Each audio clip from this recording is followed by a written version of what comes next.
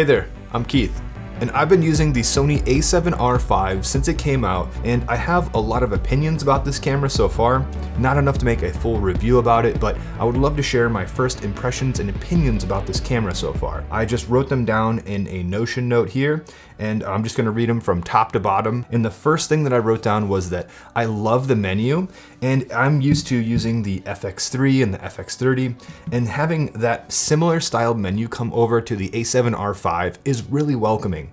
I love how they're taking features from all of their other cameras and including them and improving upon them in their newer cameras that are coming out. The second thing I wrote down is, again, coming from the FX3 and FX30, is I love that how the text isn't over the screen whenever you're composing a photo or video. I love that you don't have to look through a bunch of text or graphics or icons to actually compose your shot. So I'm a big fan of having all of the text off of the image. One feature that I loved on the A7 IV was the individual mode dial for photo, video, and S&Q mode. I'm really glad that the Sony A7R V included that dial here.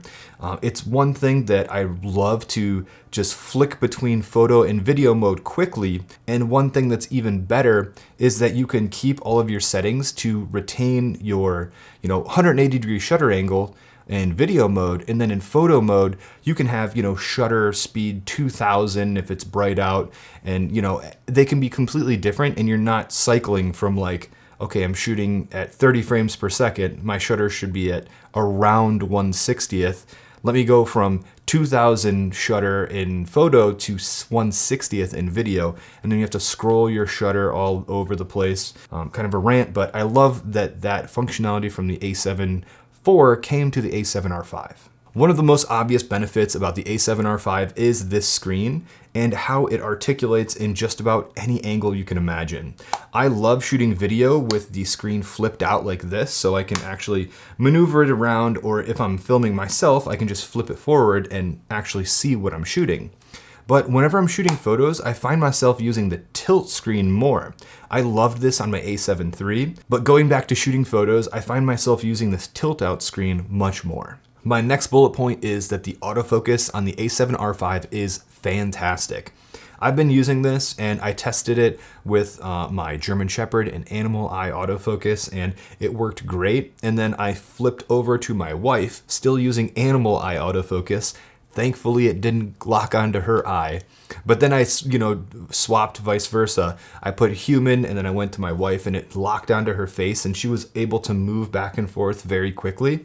And then I went to still using human, and I went to my dog, and it didn't lock onto her eye. It just went to the general autofocus area. So that was really nice to see that autofocus is working, and it's working well. I haven't tested it that much, but I am looking forward to going through all of those menu items and selecting them and see actually how quick and responsive each of those are. So if you're interested in that test, be sure to subscribe and check back in the future, because that video is coming, and I'm very interested to see how those tests actually play out. Another thing that I love is the 61 megapixel photos on this camera. I was coming from the A7 IV, so the A7 IV already has enough megapixels for me. However, when I was shooting photos with this and I was cropping and recomposing and aligning the horizon line, I noticed I had way more resolution than I really needed to work with, so I could probably get away with dropping the resolution down, because each of these uncompressed raw 61 megapixel photos is 100 megabytes a piece, and that's on average. Sometimes if it's a really dark scene, it will be a little less, but if it's a very vibrant, colorful scene, you could probably get up to 130, 140 megabytes per photo. So with photos, I just don't find myself shooting as many photos as I do shooting video. I'm primarily a video shooter, so that brings me to the 8K capabilities of this camera. This technically is the first camera I've ever had that can shoot 8K, so it was fun doing some test shots shooting in 8K, but there definitely are some drawbacks to that as well. You can't do anything higher than 24 frames per second, and you can't do 422, it's 420 10-bit. Another concern I have with the A7R V's 8K is the file size. This isn't exclusive to the A7R V. However, just shooting in 8K, I shot a couple of test clips in my computer, which is pretty spec'd out, and I have a 16-inch M1 Pro MacBook Pro. Both of those computers really struggled to edit that 8K footage, so I would love to shoot in 8K and be able to, you know, kind of have some room in post to zoom around and make it look like I have more than one camera. However, I can't find myself filming any long form content in 8K right now.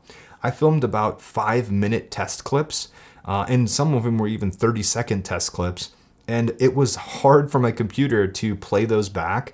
And the second I put a color grade on it, I swear my PC was going to explode because it just locked up, and both my source and the timeline view in Premiere Pro completely went black and my computer locked up. Another concern for me with the 8K of the A7R V is the rolling shutter performance.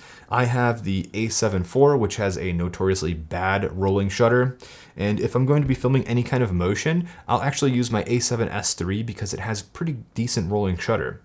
However, the rolling shutter on my test footage just in my office here with the 8K on the A7R V was really bad. It was kind of looking like everything was just jello-y, moving it back and forth at not a quick pace. So I'll be doing more testing on the rolling shutter performance in 8K on the A7R V for my review video, but my initial tests in my office definitely have it on my radar as something to be aware of. The next thing I wrote down for the A7R V is that the viewfinder is very clear, and I'm pretty happy with the resolution of this viewfinder. This is the A7R V, so this is the resolution version of the alpha cameras. So it makes sense why the viewfinder would be high quality, especially given its price tag. But I'm very happy with the resolution and the refresh rate of this. It looks very clear, and you can see all of the text very clearly as well. So it's easy to nail focus when you have a good viewfinder. So having a good viewfinder on the A7R V is a very welcomed addition. A question that I wrote down when using this camera was, it was an absolute joy to use, but do I really need 61 megapixel uncompressed raw images? My previous photo camera was the A7 IV, and I was getting along just fine with that camera. As a video shooter, do I really need 61 megapixels? It is nice to be able to offer that to my clients if we're out, and it would be nice to get some photos of a product or headshots or in-use shots. 61 megapixels is really nice because you can zoom in extremely far and still be able to use those on social media. You can still do that with the megapixels of the A7 IV, but the A7R V just takes it to that next level. That will be something that I'm exploring more in the future. Do I really need uncompressed raw 61 megapixel images, or can I just shoot compressed 61 megapixel images and still be fine with anything that I need to deliver to clients? Again, mainly I am a video shooter, so photography is kind of a secondary thing for me, but this camera just happens to do both of those things pretty well. A question that I wrote down before this camera was delivered to me was, will I miss the 4K 120? Because I planned on using this camera for my main video camera over using my A7S III for a while just to get used to this camera. And honestly, I haven't used 4K 120 and I haven't missed the 4K 120 on the A7R V. I find myself using 4K 60 a lot because I still have access to the active stabilization. I found myself shooting 4K 120 a lot when the A7S III first came out, but when I watched the footage, the 4K 60 with active stabilization just looked more aesthetically pleasing when shooting handheld to me. Even though you're slowing the footage down more with that 120, it looked a little bit more shaky and not in a natural way sometimes than the 4K 60 did with active stabilization enabled. So for me, I haven't missed not being able to shoot 4K 120 with the A7R V just yet, since I can use 4K 60 with active stabilization enabled. This is the latest camera with all of the best features, so it's really hard for me not to love it. It has a lot of the fancy bells and whistles. It may not be as great in low light as my A7S III, but I want to see where the point of an acceptable low light level is for me. And that's, again, something I'll be testing. That's one thing I wrote down. I need to test the low light features of the A7R V a little bit more before I'm convinced to keep it. I love this camera, but it is something that I love it, but do I love it because I want to love it, or do I love it because it's a great camera? I'm not exactly sure yet, but I'm going to continue to use this and let you guys know what I think in my review. So be sure to be subscribed and check back in a couple of weeks to see that. And I just want to say thank you guys for sticking around to the end. Let me know what you think of the Sony A7R V in the comments down below, and I'll see you in the next one.